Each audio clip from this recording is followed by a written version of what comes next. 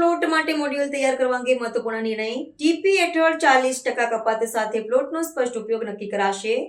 Road, એડબ્લ્યુએસ બાગ બગીચા અને commercial માટે રિઝર્વેશન અંતર્ગત માહિતી ઉમેરાશે. દરેક પ્લોટ માટે કેવો ઉપયોગ થયો છે અને કેટલો વિસ્તાર છે તે માહિતી મળશે. ભવિષ્યની સુવિધા અને વિકાસ માટે પ્લોટના યોગ્ય ઉપયોગ તરફ મોટું પગલું. અમદાવાદ મહાનગરપાલિકાની અંદર જ્યારે ટીપી ફાઇનલ થાય ત્યારે જે 40% કપાત કરવામાં આવે છે એમાં 16 થી 20% કપાત આપણે વાત કે રોડ માટે ઉપયોગમાં લેવામાં આવે છે અને 20% કપાત અલગ અલગ રિઝર્વેશન મૂકવામાં આવે છે.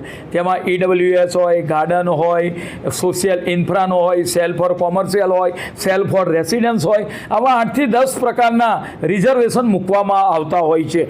ગાર્ડન માટેનું હોય તો મહાનગરપાલિકાની અંદર એક મોડ્યુલ બનાવવામાં આવે અને મોડ્યુલની અંદર કયો પ્લોટ કયા રિઝર્વેશન માટેનો છે અને કેટલા ચોરસ મીટરનો છે અને એનો ઉપયોગ થઈ ગયો છે કે નથી થયો, આ બધી જ માહિતી આ મોડ્યુલની ઉપસ્થિત હોય.